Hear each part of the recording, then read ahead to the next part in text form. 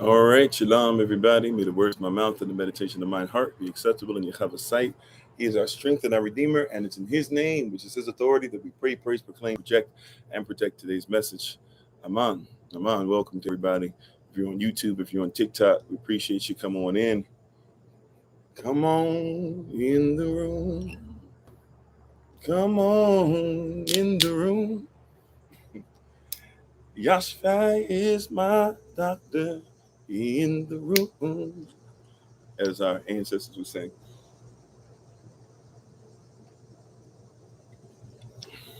Come on in and get some of this. Shalom to everybody. As always, it's Pastor Kofi, Pastor Servant of Christ, but we are always changing lives one mind at a time, but being the voice of the voiceless and speaking the unspoken. Thanks for being on with us. Um, as always, we give all honor and praise to the Most High. We give all praise and honor to the Most High for my wife, the Honorable Amma, who lives a life that's able to be honored. You can check her out on TikTok, YouTube, her website, and Pinterest at Bloom and Flourish, not A&D, the letter N, Bloom and Flourish. She's a healer, herbalist, chemist, and biologist by degree. Yes, there is, in fact, joy in the room. And we thank you so much for being a support to her as she supports our community and health. We hope that your health and your wealth and everything is doing great. Amen. Amen. Always. Yeah, exactly. But thank you for being on, to the moderators, to the ministerial staff, to those who are joining us for the first time at this one time of many. We bounce back and forth in the rising sessions at 8 a.m. Eastern New York time every day. We're on at 8 a.m. Eastern New York time on Kofi_43. I'm on the weeknights. We were on at 8 p.m. Eastern New York time. Except for Wednesdays. Of course, Wednesdays is the day I take off, although we have different ways of you still being able to be part of the message. Those of you who haven't been able to catch us on Facebook, we have been making sure we've been posting these messages, by the way. They just haven't been live. So you can still check out these messages and be a part of what we're talking about, what we're doing. But shalom to everybody. Remember, tomorrow is the first Friday of the month, so hopefully you go out and you be a blessing to somebody. Hello to everybody. Let's see. Mike Bill. No, amen. Amen. Praise Yah. And praise Yah for the hubby joining in. It's great to have husbands and wives join in and be of one mind, of sound body in their own home. How you doing, Cole? How you doing, Sister Sharice? How you doing, my Bounty? Sorry. Thanks for the love, too, Sharice. Appreciate it. How you doing, Jeff Smith? Nay, Deborah, Sister Beverly, Brother Clem, everybody, we appreciate you so very much. Thanks for taking time out to spend some more time with us. I apologize. My son and I were just doing a little bit of walking, so I'm sweating a little bit, but that's all right. This message is still valid. And so I apologize for my little sweat on here, but just means that we were working hard. So wanted to talk to you guys today for our evening session about our fathers. Now, we know about that scripture, our Father who art in heaven, hallowed be thy name. But I want to talk about our fathers, because a lot of us grew up with a form of a father, but we were denied the power thereof. Maybe we saw fathers, and even in our community, since fatherhood has been a hard thing for us, and it's really harder for other communities than it is for us. People don't talk about that, but actually, even in the United States of America, if you want to use the term black or whatever, how you doing, Brother Jermaine? And if Sister Katie's watching, and any children watching, shalom to y'all as well. Um, you know, it's often interesting. We're told that we're the worst fathers in the West, but the reality is that even if we're not with our wives, which means that we're still falling short. We should have complete families, holy families, holistic families. But a lot of times we did not grow up with the family dynamic that we should have. And even if we had fathers in the home, they had a form of being a father, but they were not what our fathers. What do I mean by that? They didn't come from our culture. We're still searching for ourselves. And so we keep looking through everybody else's prism to complete what a father is for us. And therefore, really, we're becoming incomplete as far as what our fathers need to present to us. I don't know if you got that, but let me try and run through that again. We became so in need of fathers, right, that we started looking to other people to tell us what fathers were, to get so that other cultures would give us what we need, rather than making sure we had our own fathers, that they could give us what we needed. What do I mean? I mean that it's okay for you to be an Afrocentric father. I mean, it's okay for you to be a black dad. I think it's okay for you. I'm not saying that a white dad is bad. I'm not saying that he shouldn't give you very similar things, but there are things in your culture that you're supposed to receive from your people, and people don't like it when you say that. They think that you're reverse racist and all these different terms that they come up with. The reality is that we need our fathers.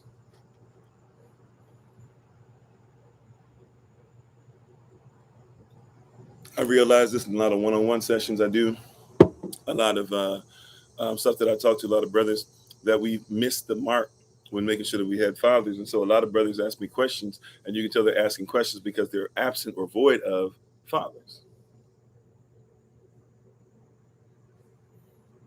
Not just any kind of father, but our fathers. How do I navigate a place to where police officers don't like me because of the way that I look? Somebody else's father tells you, don't worry about it. The police are your friends, but they're not our friends. You need your father to help you do that. You see that? A lot of people will tell us, oh, you got to be able to do this, go ahead. And when you go in the store, just go in the store, get what you need, walk around, walk out freely. But when we walk through stores, people follow us around, and you better make sure you have your receipt when you walk out, or else if you don't have your receipt, even if you paid for everything, but you can't prove that you paid for everything, they're ready to get you. Right. In our community, we're trying to figure out, as everybody tells us, that it doesn't matter what color you are. Why is it that I shouldn't be proud of what I look like? Shalom, how you doing, Sister Austria? We're missing our fathers. See, our Father who art in heaven, he's in a particular place. Hallowed be his name. He is in a place that's separated from everything else. What? Thy kingdom come. What? His kingdom come. Thy kingdom come, and what? Thy will be done where? On earth, the same way it's done in heaven. There's a particular way our Father does business. And if we're going to do what our Father wants, and we're going to be about our Father's business, then we must have him be our Father. We must be his children, and we must deny anything, at least as far as deny anything, unless it's rendering Caesar's things to Caesar, but it cannot interfere with giving Elohim's things to Elohim. But here we are trying to be sons and daughters of the Most High, and sons and daughters of a diaspora, sons and daughters of our own land, sons and daughters of our own wealth, sons and daughters of our own nation building, and yet we're looking to everybody else's father except ours. Right? What does your father look like when he's been put in jail? Is your goal just to make it to high school because your father didn't get through high school? How you doing, Sister Carrie? Right? Was your father not in your life, and so you're just hoping that, hey, at least I can sleep with somebody, and even if they're kind of sort of there for my child through their life, at least they were there more than my father is. See, whatever your father looks like, right? Dad is destiny. Time magazine said that in the late 90s. Put it on a magazine cover that dad is destiny. You can say whatever you want. I'm not saying moms are not important, but I'm talking about fathers tonight. Our father is extremely important because the word father means source. The father is the husband. He's supposed to be the husband. That means he binds the house together. He's the house band. The husbandry. He's the one who makes sure things are cultivated. How you doing, Brother Naya? Our father, right? And we've been missing our fathers. And our fathers have been trying to become somebody else, and have been teaching us to come outside of ourselves and outside of our community and outside of our mindset and outside of our growth. And so here we are trying to figure out how to make it because we lack fathers. How you doing, Don? How you doing, Jeremy? Right? We're missing a crucial ingredient. We have a lot of boys that are 50 years old because they didn't have fathers. Right? Now, I comprehend they had fathers, else they wouldn't have been born, but I'm saying they had a form of fatherhood, denied the power thereof. Fathers are extremely important, extremely valuable. And we live in a society today that says attack the father. Why? Because if you're going to be a father, hey, be a form of a father, but don't be too masculine. That's toxic. How you doing, Sister Deborah? And so when now fathers start swinging back and saying no, and when men come out, no, I need to be masculine. I need to have testosterone levels, which, by the way, scientifically and health-wise, it's something you must have, your testosterone. So I need to be a certain thing. Oh, you're being aggressive. No, he's not. He's being a father. You always trying to give me instruction. I don't need no instruction. I don't need nobody to tell me nothing. That's what fathers do. If you want to get with a man who's going to end up being a father or even a spiritual father, then guess what? You need to be able to get with somebody who gives instruction, and you need to encourage the instruction. You encourage instruction in little boys when you tell them that they're the man in the house at 5 years old. But when you have a man that needs to teach that little boy how to be a man and get him way past 5 years old, all of a sudden now the instruction is left wanting. But Proverbs chapter 1, verse 3, after it talks about equity, fast forward 5 verses down in verse 8, it says that what we should make sure that we obey the direction of the father and we obey the law that's laid down by the mother. How you doing, Sister Cynthia? Where's your father at? Where's your father figure?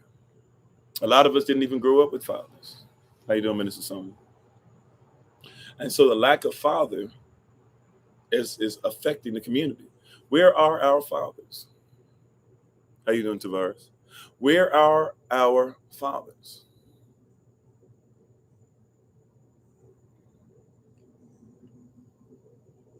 I mean, they're not all locked up. Right? The Bible even talks about that. If you want to take over a place, what do? You kill it, anything that pisseth against the wall, anything that can stand up and urinate, you make sure that you knock it out. That's how you take over a community. You start with the father. Willie Lynch letter, right? You take the man who seems to be the most against what's going on, and you bring him before the tribe that's been captured, and you literally tar and feather them, and you burn them up, and you make them naked, right? You strip them naked in front of even the other men that would fall in line, right?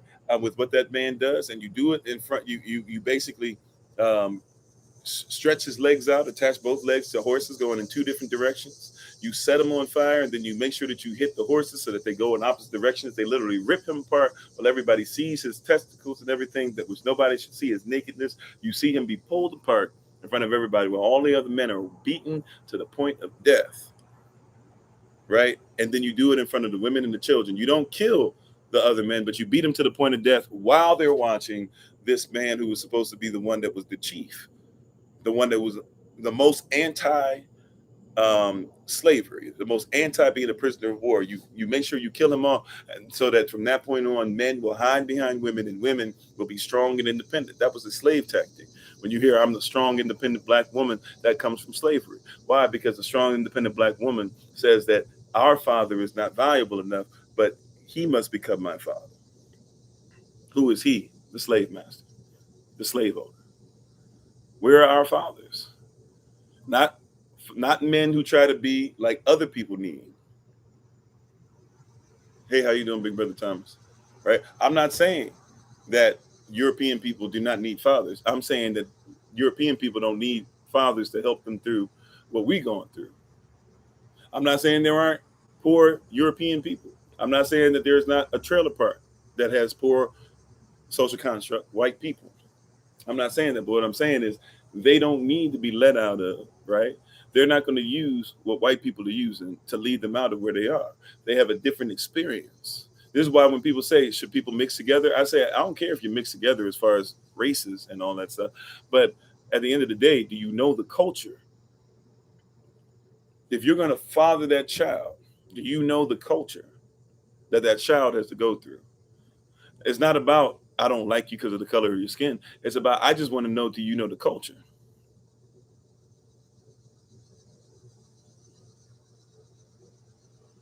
Right? Say whatever you will. I need you to know, right, that queen that you're taking care of, she needs a spiritual father, a source she can go to. She must feel secure. Are you ready for that? See, that's part of what fathers do. The more secure mama feels, the more secure the babies feel. But if mama don't feel secure, the baby ain't gonna feel secure. No wonder these babies are trying to run to tablets and phones and everything and be on there 15 hours out of a day all day. Because at least they can escape there and they can have some kind of source that they're learning from, because they ain't getting it from their fathers. They're getting it through somebody else, but they're going to get it from somewhere. But if you won't make sure that mama feels secure, and if you won't make sure that they're not provoked to wrath, by the way, when the Bible says don't provoke your children to wrath, it literally is saying, fathers, do not be double-minded. It's literally saying, when you read it and you evaluate it and you realize the words that were originally written, it's saying, hey, don't be one thing on Tuesday and then one thing on Wednesday. And don't tell your children be righteous on Tuesday, but then you're wrong on Wednesday. And when they try to be wrong with you, you give them a whooping, but you're going to act like it's okay for you to do what you told them not to do. And now you're going to whoop them, but you ain't going to whoop yourself. Don't provoke your babies to wrath. See, our fathers are different. In their community, right? In other communities, in Eurocentric communities, you're supposed to be in capitalism. It's a competition. In our community, we're supposed to work together. Our fathers, where are they at? Thank you for the love. Appreciate it. I'm sorry. Who came on that I didn't say hello to? I'm sorry. Somebody just became part of the community. I missed your name. I apologize. I'm sorry. I can't find it. But know that we're grateful. Whoever it says follow, but we just say thanks for being part of the community. Whoever just did that, thank you. I appreciate it. Caddy CEO. I don't know if it's Caddy or Katie. Yeah, none of that. Do as I say, not as I do stuff. How you doing, Mr. Get It Done?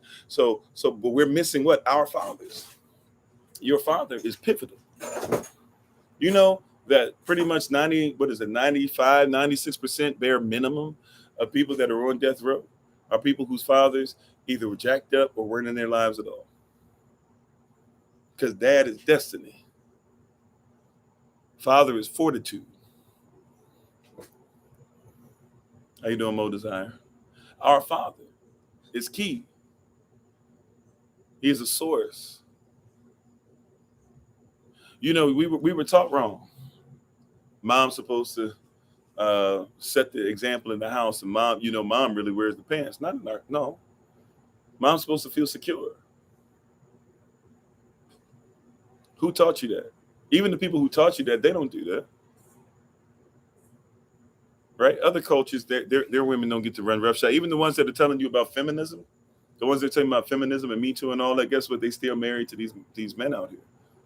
They're still married to their men, but they're telling you to tell you that while you're busy saying that your man ain't nothing and you busy saying your woman ain't nothing, all these other people that are telling you to do that to each other, they still married to each other. They still recognize chain of command.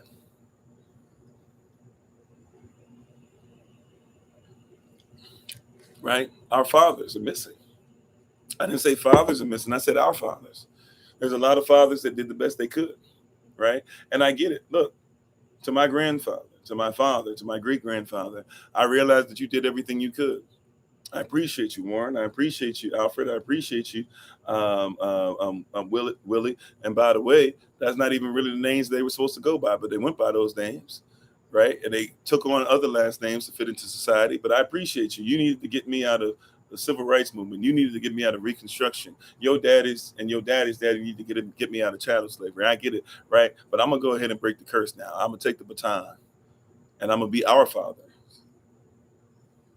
You did everything you could for me with the limited information you were given, and I thank you for it. I praise Yah for you. I praise Yah for strong men that were able to go through something such as chattel slavery that I could never experience. But now that that's finished, I'm done being part of a wicked system and a perverted system. I'll go ahead and make sure that I'm sovereign, so that my baby boy will be sovereign. I'm gonna go ahead and make sure that I own land, right?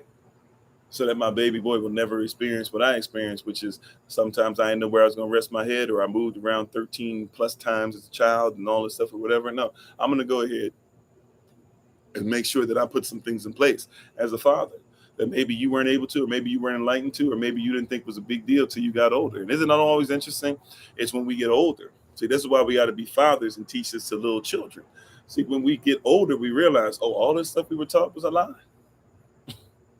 George Washington wasn't really the first president. Abraham Lincoln was black. A lot of us are Native Americans. And just because we were born, as long as we had one drop of Negro blood, or what they call Negro blood, and because of the blood quantum, and because of them trying to make sure they had $5 Indians, and they made up these ID cards to separate us, now all of a sudden we can't have our birthright. Somebody else is able to have your birthright because we didn't know any better. People were literally signing away their property and their children.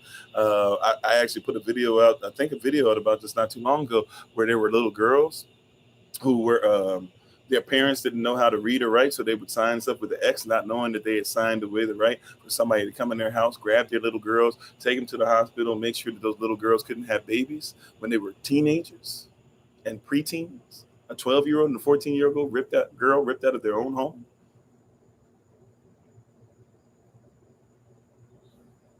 We talk about Tuskegee and all that. There's another place in Alabama that happened too. And the only thing you're gonna get from it is eventually Bill Clinton, who did more damage to your people than anybody else did, right? And at least at the time, it's probably been more sensible, to be honest with you, even including Obama, because his goal is not to take care of us, but his goal is to take care of making sure that this nation doesn't fall apart, to preserve the union, right? But Bill Clinton, who did a whole bunch of damage while putting everybody else in jail, while putting black people in jail, 3 strikes and you're out. He made sure that he gives some nonsensical apology, right? Oh yeah, we apologize. We're sorry. we did do what we did to people in Tuskegee. We're trying to emulate these people. Why? How you doing, Sister Marion, Auntie Marion? How you doing? Why are we trying to imitate and emulate these people? We need our fathers. Bill Clinton ain't no father to me. Obama's not my father. Oh, wait a minute. He's a black father. He did Obama ain't do nothing for my people. He's not my father. Not all Israel is Israel. Not all skin folk is kinfolk. Kamala Harris, yeah, we got everything going on, this and that or whatever. She went to a HBCU. She didn't even want to be known as black until all of a sudden she was getting ready to run for president.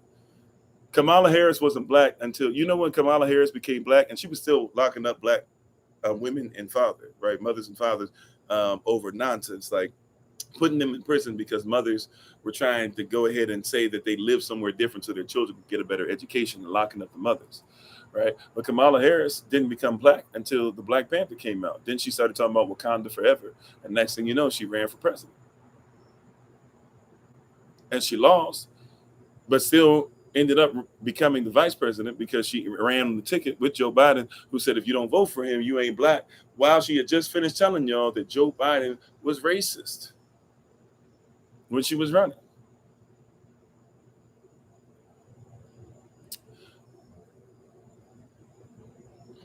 Booker T. Washington is an interesting case. I think there's gray area. But when you talk about Booker T. Washington or any person, I would say that I'm talking about our culture being represented.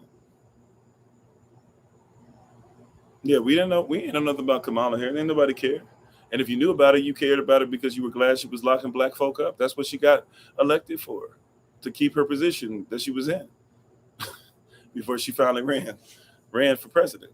That's how she got where she got. That's how Ronald Reagan got where he got. Ronald Reagan got where he got because he killed all Black Panthers so well. They said, wow, you killing all black folk. We got to make sure that you president. He called Richard Nixon. It's recorded.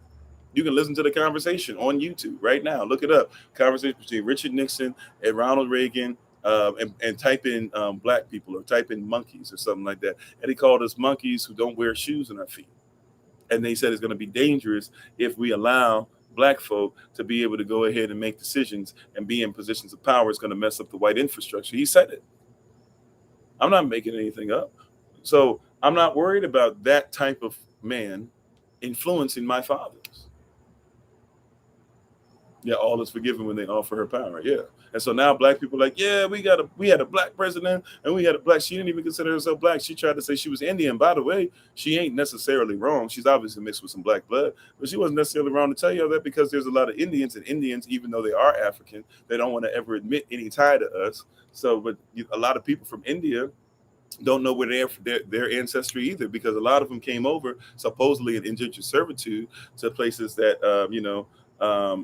over when black slaves, where we weren't allowed to enslave people just because they were black. They promised Indians if they would come over and work for them, they'd give them a better opportunity than when people came all the way from India and came over to the West Indies. Guess what they did? They put a gun to their head. They said, you can't leave here anymore. And they made them slaves. You would think of them as on paper being indentured servants because they signed away. They put their signature, or sometimes even were compelled to sign, right?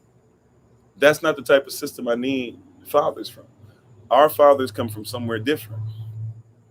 Our fathers have a different sense of righteousness. Our fathers are strengthened by spirituality and don't mind being spiritual. Somebody trying to get you to come out of being spiritual, that's never been our culture. That's never been our culture. I tell you, as somebody who went over, and I'm not saying there's no such thing as an atheist there, but I'm telling you, I went over. And when you go over to Africa and you're riding around and you're talking to people that are in spiritual positions, whether it be pastors or otherwise, and you try to explain to them that there's people in America that don't believe in any kind of spiritual authority, they get shocked. One of them cried, asked the car to get pulled over, and we prayed on the side of the road because our fathers don't do that. What makes a man believe he can be a great father and not consult the father of fathers? What makes a man think that he doesn't need a father? What kind of system is in place that makes a man believe that he becomes a man without a man telling him he can become one? Hey, y'all don't let people get jobs without getting college degrees, but you say that somebody can become a man without another man confirming his manhood.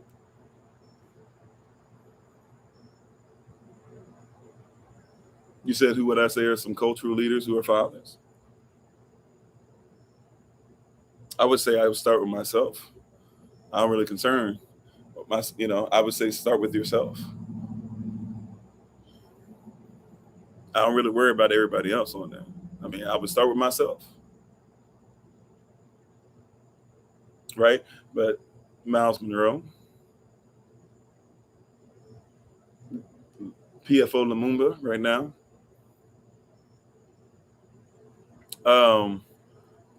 You have to be careful with some because there's no such thing as a perfect person. But, until recently he just passed away, I would say Dr. Laya Africa, somebody that's really blessed me. I like what he had to say about eating, but about lifestyle, I wouldn't concern myself with him. But Dr. Sabian, my own father, at the end of the day, that's what we're trying to get to. Our fathers should bring our culture. So it's not about a father, but it's about fathers in general. Now, I get what you're saying. Who are the fathers that we're supposed to imitate or emulate? But I mean, we've had some, even if they're not around anymore, it doesn't mean we can't look at them. I would say Malcolm X is a cultural leader and a father. It's always interesting. People try their best to, even though we don't 100% know, but we try to say Martin Luther King Jr. had to be cheating on his wife, even though his wife says that had made peace with it, whether you made peace with it or not, but since you want to be in their business, so we use it to rip him down. But nobody offers up the fact that Malcolm X was faithful. Right? Malcolm X wasn't killed because he was making sure that he wanted to be separate. Malcolm X was killed because he actually was going to start working together with Martin Luther King Jr. He was killed when he said, Black fathers unite and let's bring this culture together and let's make the main thing the main thing. How you doing, Sister Kimberly? That's why he was killed. Martin Luther King Jr. wasn't killed when he was, even though the March on Washington, he said, we're coming looking for our check. But, he still was nice about it. When Martin Luther King Jr. in 1965 is an interview and says, hey, it's a cruel joke to tell a man to pull himself up by his own bootstraps when he doesn't have a boot. And then in 1967, when he starts, speaking more like Malcolm X, and he starts saying, hey, you know what? I brought my family into a burning house. I thought that this was going to be us being able to come together, but it wasn't. Then he gets killed. Not just shot in the head, but he was smothered with a pillow. And the census in 1968 and 1967 said he was asking for too much too soon, and that he pretty much brought his death upon himself. Why? Because he wanted black boys and black and white boys to be able to hold hands and play together. He was killed because he was a father. He was killed because he was a father figure. He was killed because he said, my culture and my people are important. And if you won't give our people what we need, then we might need to reconsider some things. They kill off fathers. And in general, they kill off fathers. We don't think about it that way. That's why they try to dehumanize people. See, I can't even keep up with the names anymore. So some of the names I should know. Trayvon Martin. Trayvon Martin. It's never presented to you that Trayvon Martin had a father. It's never presented to you that Trayvon Martin could have been somebody's father. It's just he had a hoodie in the middle of the night, and who knows what he was reaching for, so he deserved to be shot because he beat up some guy who followed him because the guy didn't like him because of the color of his skin. That's why he was shot.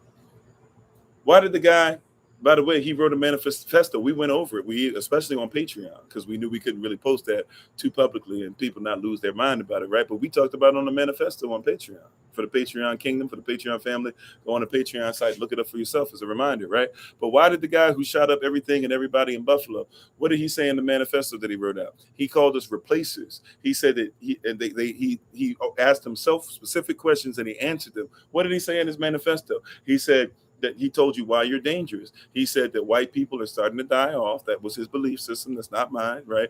I'll say it like this: percentage-wise, it seems like they are, but I don't know if they're. I don't even know what the real percentage is. They keep changing it so much. Hey, how you doing? My wife is on the Honorable Alma. How you doing? Check her out at Bloom and Flourish. Not A&D, the letter N. Bloom and Flourish. He said he called us replacers. So somebody said, well, have you ever met a black person that's racist? Have you met a black person that's just a bad person because they're black? He said, no, I never have. He said, but it doesn't matter, because if they get older and they have children, right? Whether it's with our women or somebody or their own, he said at some point they're going to replace us. So we need to make sure that we take our country back. Crazy as that sounds, but he said we got to take back our country. We got to take back our country. I don't know if he was at his father's house at the time or not. I can't remember. You know, but he said we got to take back our country. These replacers. Why? Because as we talked about, your love is the problem. Your love is what will cause all the stuff. You keep looking for reparations. Reparations is them loving you. Your love for yourself is the enemy for them. Anything that represents a father being in position in the house for our people is what? It's the enemy. How you doing, Tally Boy? It's the enemy. You've been taught that we are bad. You can say that all you want. Martin Luther King Jr. once again. Why was he killed? He was killed because he was a father. Malcolm X, why was he killed? He was killed because he was a father. Marcus Garvey, not only was he a father, but he was a father figure to the diaspora. You got to get rid of him. You got to bring him down. Right? You have to. He was our father. These are our fathers. Even if you want to go to the word father, they're our prophets. How long should they kill our prophets while we stand aside and look? Some say it's just a part of it. We got to fulfill the book. Won't you help me sing, right? These songs of freedom. Why? Because all I ever had is what? Redemption. What is it to redeem something? To redeem something is to reconsider something. Have you reconsidered yourself? Right? Emancipate yourself from mental slavery. None but ourselves can free our mind. All Bob Marley did was quote his Jamaican father, who was Marcus Garvey. He was quoting his father. Some people say that. Some people would say Bob Marley is a prophet. I don't know if I would 100% go there, but some people call him a prophet or a father figure.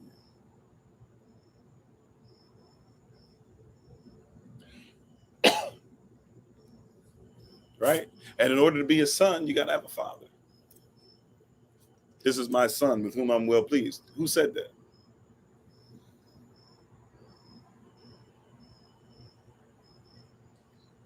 Who validated the times, and half the time that Yahshua was about to walk into when he was baptized? His father. Why was Yahshua a carpenter? Because his father on earth was a carpenter. You couldn't be around Yahshua, and you couldn't be around you buying his stuff, man. The tables, this and that. Every time you got a table, every time you got a chair, every time you got some kind of carving from the carpenter, guess what? You got it from Joseph. Because whatever the son did, it came from the father. We're missing our fathers that bring our culture to the equation. Why is your father's language never on the IQ test?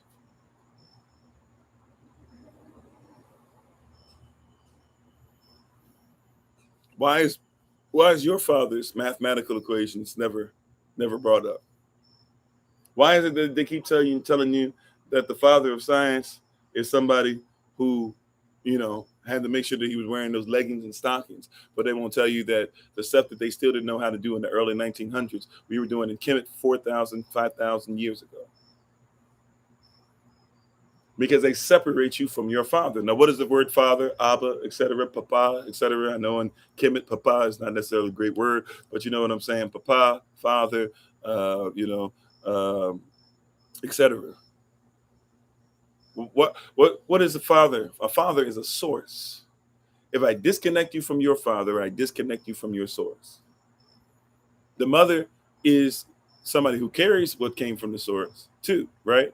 So she is important. I'm not talking about that the mother's not valuable. What I'm saying is that you attack the father. We're missing our fathers. Not somebody who looks like you. I'm talking about somebody who brings you to the table. Not somebody who sends you to somebody else and says, teach my son how to be like you and make sure he passes your test. And when he passes your test, no, somebody who says, I have rites of passage for my own child, and I will teach my own child, and I will raise my own child with my own values. And so they were taught by us to betray us with our own knowledge of self. KRS One. So why is that? Yeah. Somebody who is fatherless is somebody who's without a source. Fatherless means you have less connection to the source. Somebody who's fatherless, it means you're not plugged in. Right? By definition, you could say that if I have a light plugged into the wall and I unplug it, it is fatherless. The light goes out. The light is still designed to work. The light still has all of the different filaments and everything inside. The light bulb is still, designed to be able to do all these different things. You still have all the connections. You still have all the different conductors. You still have all the wires and all the framework and everything. Electricity is ready to go, but because it's not plugged in, it cannot be turned on. It has no source. So the greatest lamp to ever exist is a piece of trash if it cannot be plugged in.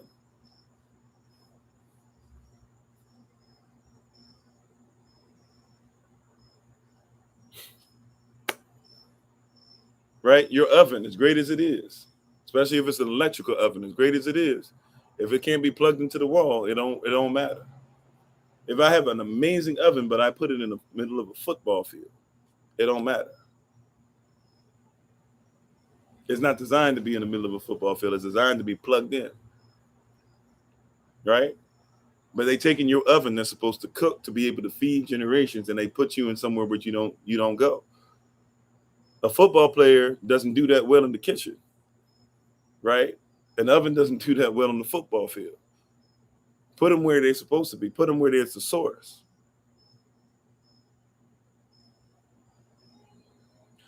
All right, a wide receiver that's great and tall, they 6'6".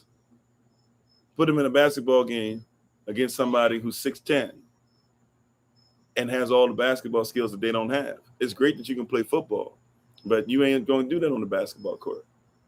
The rules aren't the same. You got to know how to dribble. You got to know you might be, your feet might be quick, but you got to know what you can and can't do with them now. People are outside of a source. Where are our fathers? Our people even look for the All Father. Let's look to Odin. We love movies. Odin, Thor. Right? Sunday, they are worshiping the sun. Monday, they are worshiping the moon. Tuesday, they are worshiping the god of war. Wednesday, they are worshiping Odin. Thursday, they are worshiping Thor. Friday, they are worshiping Frida. Saturday, day of Saturnalia, worshiping Saturn. Not even realizing that the words that we speak come from a source and they don't have anything to do with us. Where are your fathers coming from? Who is your source? Where are our fathers? I know where our father is, but that's not where I'm talking about. That's my fault. Our fathers. I'm not even talking bad about them. I'm saying they didn't know, but we know. What are we going to do about it?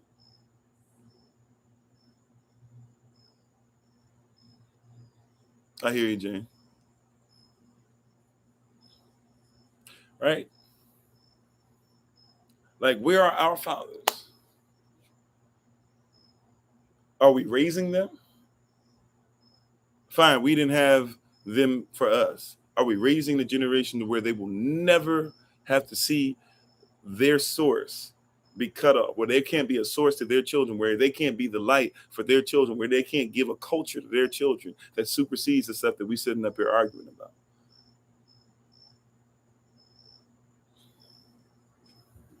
That's one of the reasons that I'm on as much as I can. You know how many men who are 70, 80 years old I talk to and say, you know what, I wish my father had said some of the stuff that you said. Wow. Now, I'm not in any position to act like I'm over a 70, 80-year-old man, right? I'm not over people anyways. I'm over environments, right? And you know what's really crazy? Because we don't know how men work. We don't know how fathers work. When men want to do one-on-one sessions or they have a question for me or something like that, you know how they ask? They don't say, hey, I want to be under you. I want to follow whatever you do. And when they do, they normally don't last that long because that's not how it works for us, right? What happens is that they look at my environment. They look at the way that things move around me and they go, ooh, you and your wife look like y'all gonna make it. Ooh, looks like you guys know how to forage. Ooh, looks like your child is actually homeschooled. Y'all doing, ooh, you don't work a 9 to 5. Oh, you can look however you want to look. What? They look at the environment and then they say, I want to be able to have that same type of environment in my own home. And then we have a conversation because we're not looking for somebody to tell us everything to do. That's why a lot of these brothers don't want to come to these churches or come to these sessions or come whatever. right? Like they're not looking for all that other stuff.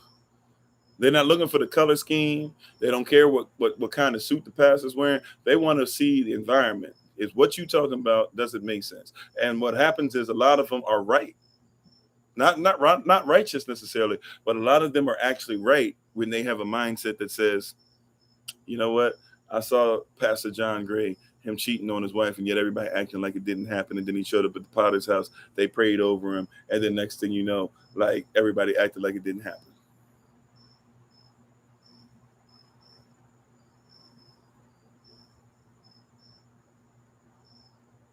Right? Like they ain't wrong for being like, yeah, you know what? Joel Osteen was talking all that mess, but then people needed a place to be able to go, and he let them stay out in the rain.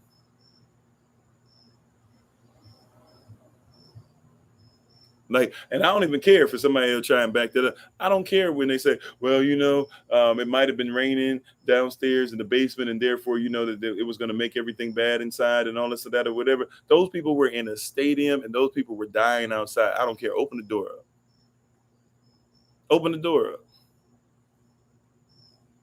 Why are you keeping them outside? But they're not wrong when they see that and then say, I can't trust none of them. A lot of them have been to these churches and tried to be armor bearers and protect people and listen to the woman or the man of God, right? And they did everything they were supposed to do. And what happened? They saw foolishness happen to the point they said, what are we doing here? As a matter of fact, they realized they're not even teaching truth, because then they started studying like they were supposed to for themselves and realized, wait a minute, all the stuff we've been studying, it don't even line up with what they say we're supposed to believe in.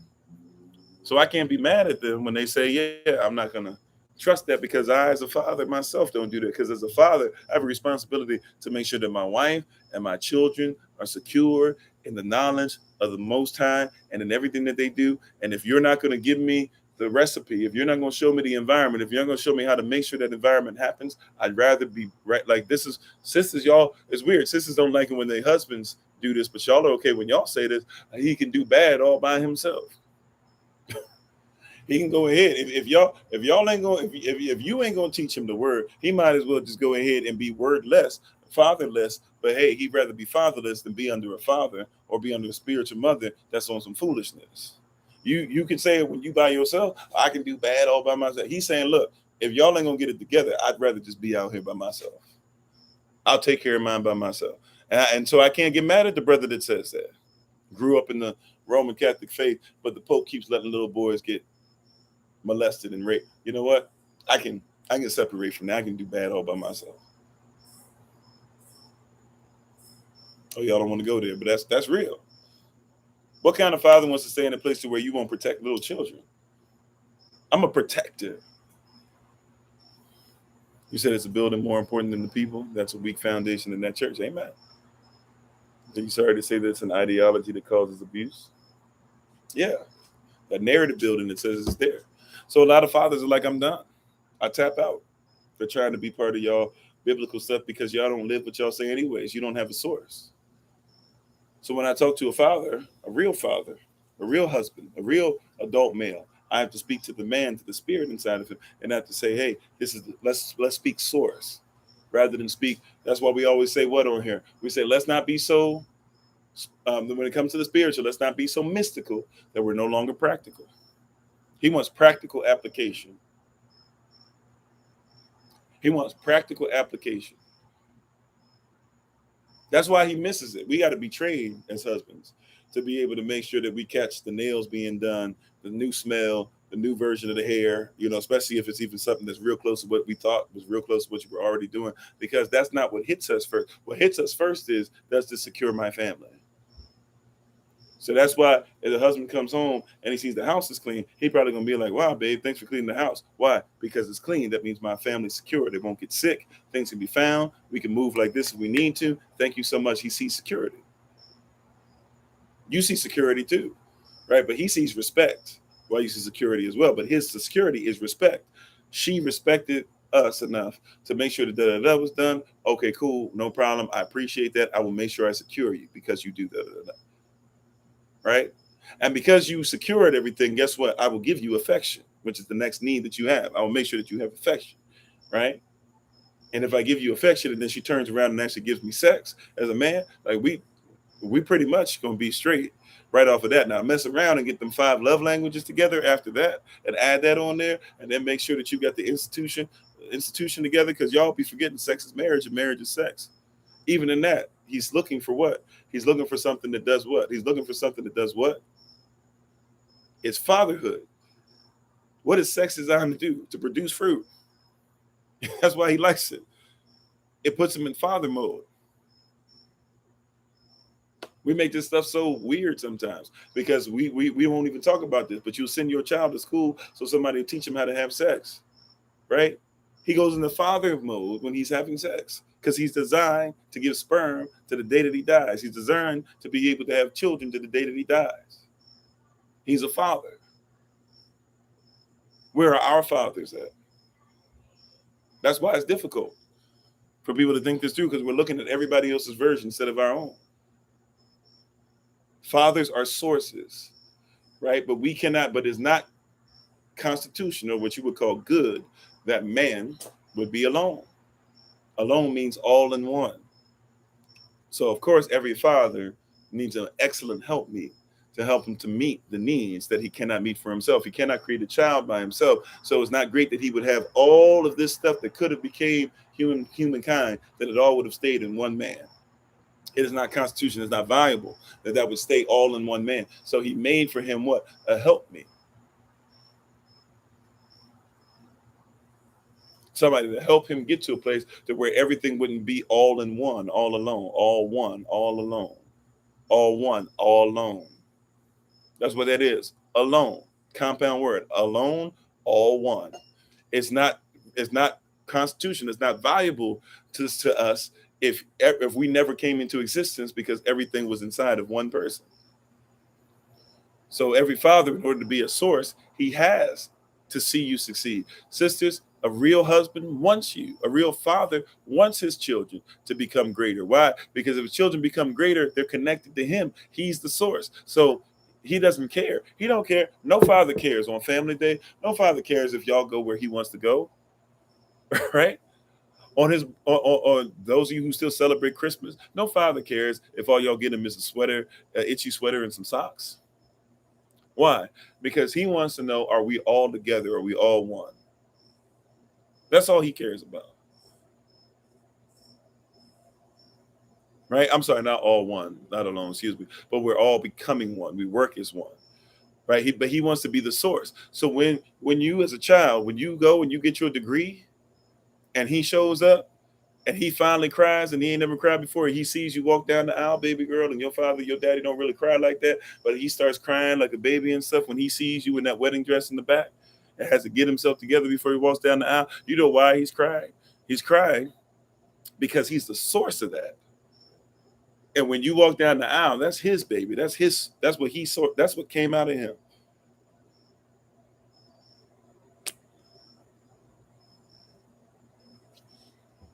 Right? Where are our fathers at? Nobody's teaching us this. Nobody's giving us this. Right? That's why I kiss my son on the forehead at least once a day, bare minimum once a day.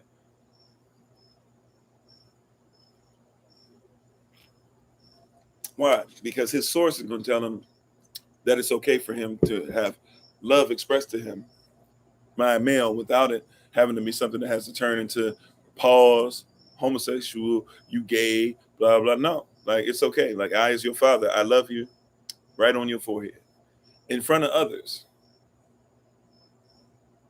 so that when he gets older, he will have no problem being able to shower his children with love and affection, and showering his wife with love and affection, because his father told him that's what fathers do.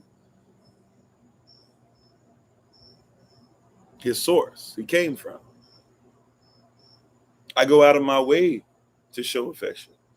My son was having some issues with some listening stuff today, and I had to give him one of those long father talks. And he only 7, but he's very intelligent, and we had to have a long talk. We had our long talk today, right? I was trying to tell him things because I told him, I'm not training you just to make it through, or just to say, hey, I listened to mom one time or something. I'm training you because the stuff you think that's cute now, I be telling them this. Fathers be trying to tell their sons this, and they don't believe us until it's too late. We be trying to tell mothers this, and they don't believe us until it's too late. We be like, the stuff that you getting away with when you young, it's cute now, but as you get bigger, you know why sons start like really tripping a little bit, like, or sons are like kind of despondent, or sons like kind of just start doing their own thing. It's because that everything you told us was cute as a child, but we got older, it's not cute no more.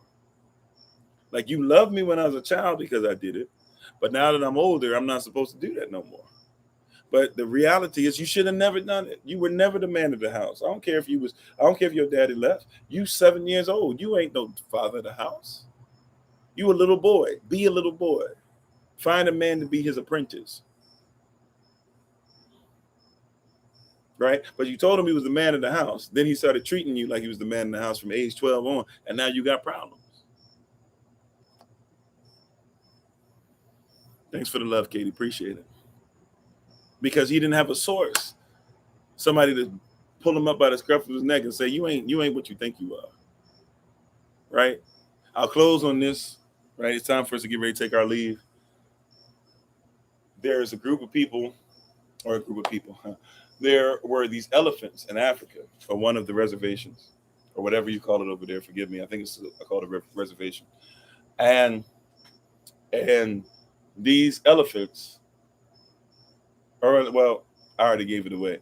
So let me say it like this. There were a group of animals, but just follow me. It's still going to make sense. It's still going to register. That were killing. They were literally killing off a bunch of they were finding all these rhinos, and the rhinos were dead. They were being gored to death. At first, they were like, these rhinos are killing each other, but they were like, no, it seems like something's bigger killing them. Come to find out, what was killing them were these elephants, but the elephants were all young elephants. They were all young adolescent males. Right? They were all young adolescent males. They were like, what the world is going on? What's going on with these elephants? We need to find out what's going on with them. So they looked back at some things that happened in the past, in the elephant's childhood, right? And they came to find out that this particular park had one time had no elephants. So what they did was, to make sure these had elephants, the way elephants, I don't know if you know, elephant pack, elephant herd, I think it's an elephant herd, something like that. But basically, it's led by matriarchs, and it's all females. They keep males in there, but once the males get to a certain age, the males start trying to mate, and they start getting an attitude, so they get kicked out by the other elephants, right? Before that can happen.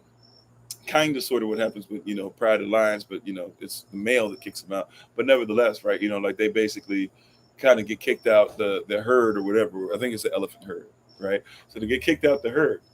So what they did was they said, okay, we got elephants over here, but we don't have any elephants over here. We'll take the young male elephants and we'll take them from over here in this part. We'll just put them over here. And so they're big enough, nothing to mess with them. They're also going to get older. When they get older, they'll be fine. Everything goes back in order, but we need male elephants. We don't have any male elephants over here.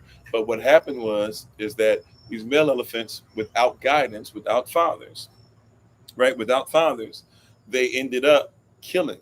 They ended up being out of position. They were never taught how to conduct themselves. See, because they go through something called musk. If you ever look at some elephants, sometimes you'll see this little black liquid on the side of their face or whatever, or the side of their head, that's oozing out. And it's oozing out. It basically means they're going through puberty, and they're also growing up. They're ready to mate also, right? And so when they're young, they don't know how to handle this yet, just like young boys when they go through puberty. They don't know how to handle certain things. So these elephants were out here killing off rhinos. But what's supposed to happen in elephant society is that when the males are always outside of the elephant society, the young elephants will get kicked out of the herd, out of the elephant society. And when they leave, they go out and they start trying to do what they were doing with the rhinos and stuff. But they start trying to, they try to fight anything and everything. What happens is the young elephant, who's just turning into an adult, is going to run into an adult male, and the adult male is going to basically check that young adolescent male. And when the young adolescent male gets checked, or sometimes even gets beat up a little bit, he will humble himself And he will actually stay at that older elephant's side for a bit and learn how to conduct himself by staying with a father figure. So not realizing how important the father was, they took the son that they thought was strong enough away from the family, but never realized that even in the animal kingdom,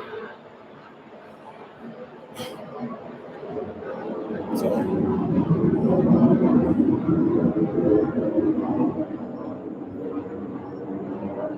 whatever that is, that's a lot bigger than what normally flies over here. Wow, or a lot lower. But anyways, so that young elephant, even in the animal kingdom, even when he doesn't grow up with daddy, right? He must, even if he doesn't grow up with his father, he must run into a father figure in order to realize how to conduct himself as a father and as an adult male, right? So he finally runs into. So what they did was they said, okay, we need to bring some of these adult males from over here, and we need to bring them over there. And sure enough, as soon as they did, all of a sudden they stopped seeing rhinos gored. They stopped seeing animals killed because these elephants were running around, and the adult males they ran into humbled them and said, "This is how you're a male in our society." They needed a father, right? If you want to stop a lot of stuff that's going on in your society, especially with these young boys or even some of these grown men that are still boys in their mind, they need a father, and you'll start seeing killing go down. Southside Chicago, y'all don't care about black men. Y'all don't care about this. You don't do anything against the violence in your own community. Okay, fine. Just let us be our own fathers. We don't need you and your police officers because your police officers keep causing death in our community. Your police officers go in and they kill off, Freddie, Fred Hampton in 1968. They killed him off. Your police officers kill off Freddie Gray in Baltimore in the 2000s. Right? We don't need y'all trying to raise us in this police thing because policemen are nothing more than slave patrolmen, especially in the States. Police officers in Europe, they're a little different, but they still basically look down upon our people, right? We need police officers or people to police us who look like us and are our fathers. And they're trying to really imitate our Father who is in heaven. Thank you all for being on tonight. I appreciate the king, queen, and each and every one of you. We'll be on tomorrow, Kofi_43, 8 a.m. Eastern New York time. Thank you, everybody on YouTube. Thank you, everybody on TikTok. We appreciate y'all. Tomorrow's the first Friday. Please go out and be a service to somebody. Thank y'all so much. We honor you guys, and we look forward to talking to you soon. And remember, as always, Yashalel, if you remember nothing else, that you are loved, you are necessary, you're majestic, you're fearfully and wonderfully made, and you, which is all of us working together, will be the reason why people who are in this system no longer have to be of it. Thank you for the love. Shalom, family. Take care. Pleasant dreams to you all. We'll talk to you later. Peace.